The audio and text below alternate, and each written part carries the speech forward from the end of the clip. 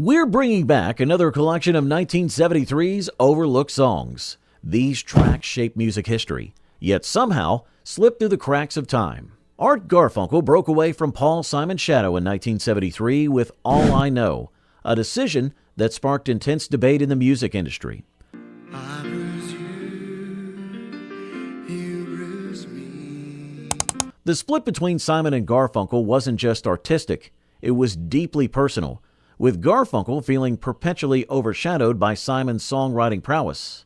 Their relationship had become so strained that by the time All I Know was released, they could barely be in the same room together. The song itself was written by Jimmy Webb, the same genius behind By the Time I Get to Phoenix and Wichita Lineman. Webb specifically crafted the song to showcase Garfunkel's ethereal voice, creating a sound that would distinguish him from Simon's more folk-oriented style. The production featured a wall of sound technique that Phil Spector himself would have envied, with layers of orchestration building to create an emotional crescendo. What many don't realize is that All I Know was almost recorded by Johnny Rivers instead. Rivers had first dibs on the song, but passed on it after a disagreement with Webb over the arrangement. This twist of fate landed the song in Garfunkel's lap, leading to one of his most successful solo ventures. The Isley Brothers, That Lady, revolutionized funk with its distinctive guitar riff, but the band's history reveals a darker side of the music industry.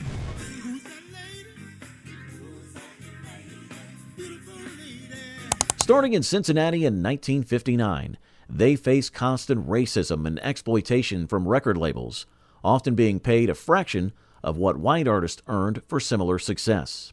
This experience fueled their determination to own their masters and start their own label. The track showcases Ernie Isley's innovative guitar work, which many say influenced a young Eddie Van Halen. The song's production was groundbreaking. They used an early synthesizer to process the guitar sound, creating that signature psychedelic tone that nobody had heard before.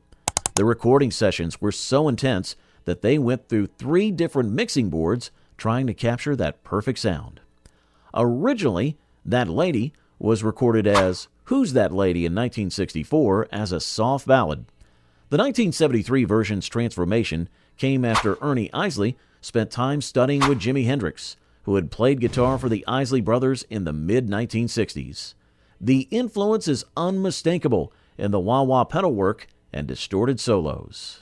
The Doobie Brothers' China Grove came from Tom Johnston's fever dream during a tour stop in Texas, but the song's creation sparked internal band tensions that nearly led to their breakup.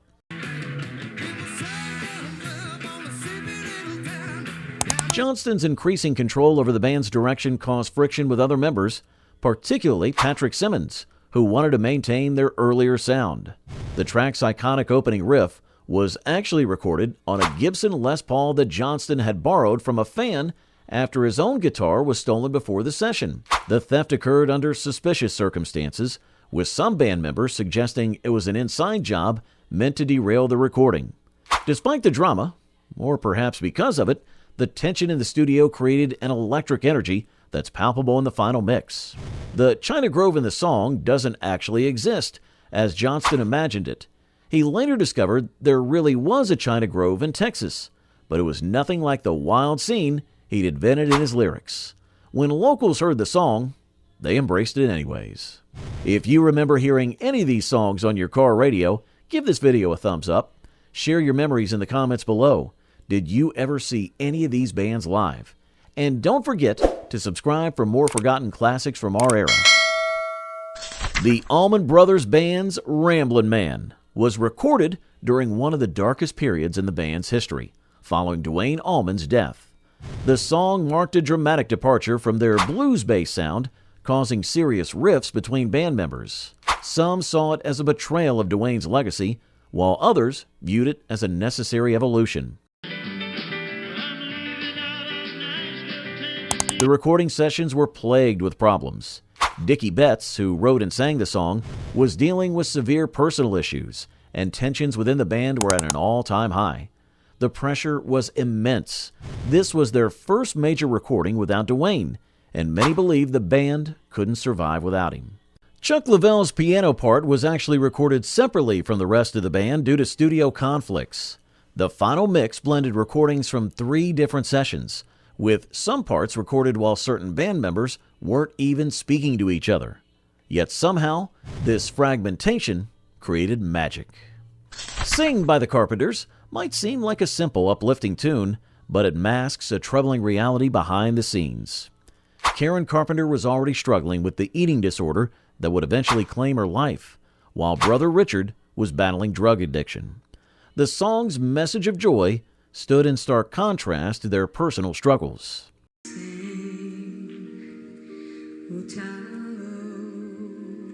Written for Sesame Street by Joe Raposo, the song took on new meaning in the Carpenters' version. Richard's arrangement transformed it from a children's song into a complex adult contemporary piece. The backing vocals alone took over 20 hours to record, with Karen singing multiple parts herself. The song almost wasn't even released as a single. A&M Records initially resisted, believing it was too associated with children's television.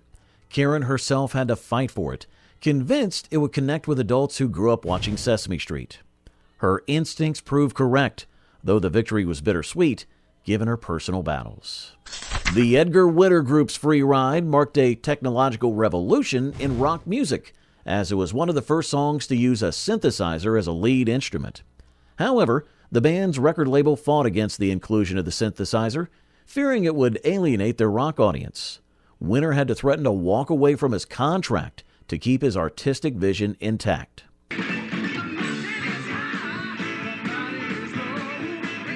The song's famous synthesizer riff was actually created by accident. During recording, Winter's ARP-2600 synthesizer malfunctioned, producing an unexpected sound that he decided to keep. The technical problems during recording were so severe that the band went significantly over budget, leading to threats of the project being shut down. The label's accountants were especially concerned about the time spent experimenting. Few people know that Free Ride was written in response to a near-fatal car accident involving Winter's brother, Johnny. The Free Ride referenced isn't about liberation or good times, but rather about surviving a brush with death and getting a second chance at life. It's time to share these memories with the next generation. Hit subscribe, like this video, and share it with your children and grandchildren. Let's keep these musical stories alive. The O'Jays' Love Train emerged from Philadelphia's soul scene, but the song's creation was marked by conflict and controversy. The band initially rejected the song, considering it too commercial compared to their earlier, more socially conscious material. The record label had to threaten to withhold their advance before they would record it. Kenny Gamble and Leon Huff wrote the song in response to the Vietnam War, but their original lyrics were much more politically charged. The label demanded changes, fearing radio stations would ban the song. The compromise version maintained the message of unity while softening the anti-war sentiment. The recording session was so tense that 2 band members nearly came to blows over the arrangement. The train sound effects in the song weren't recorded from an actual train. They were created by the band members themselves, making various noises into the microphone late one night after the engineers had gone home. Skylark's Wildflower came from a band on the verge of collapse, with internal tensions and financial problems threatening to end them before they could achieve lasting success. The song's composer, Doug Edwards, was actually planning to quit the band when he wrote it, believing they were going nowhere.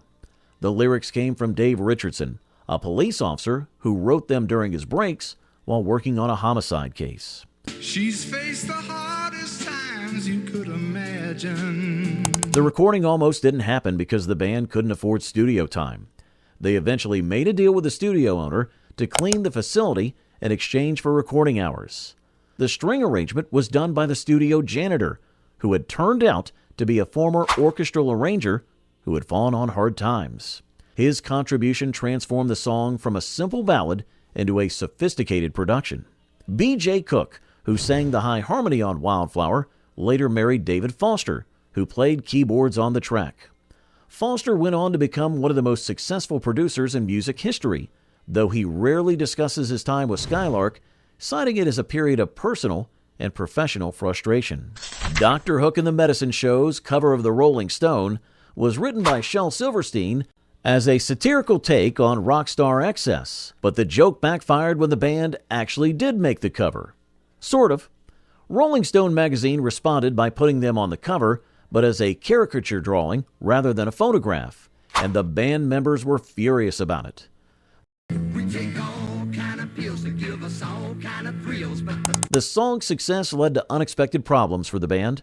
Their record label started marketing them as a novelty act, much to their frustration. They had serious musical ambitions, but the song's popularity pigeonholed them. The situation was so bad that they considered breaking up at the height of their success, rather than continue being seen as a joke band. During one live performance of the song, an overzealous fan actually threw a copy of Rolling Stone magazine at lead singer Ray Sawyer, hitting him in the eye, the same eye he had already lost in an earlier car accident, which was why he wore his famous eye patch. The incident led to the band hiring security for the first time.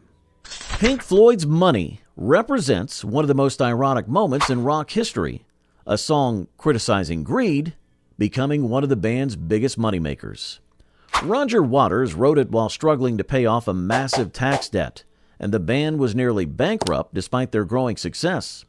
The record label initially fought against releasing it as a single, claiming it was too long and complex for radio.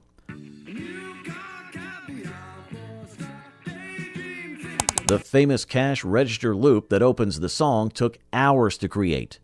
The band literally recorded the sounds of coins being dropped into a mixing bowl and ripping paper to simulate counting money.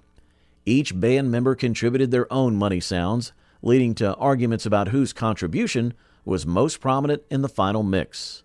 The loop was originally constructed by hand, with Waters physically splicing together pieces of tape into a loop that ran around the recording room, guided by empty toilet paper rolls. The song's unusual 7/4 time signature was actually a mistake.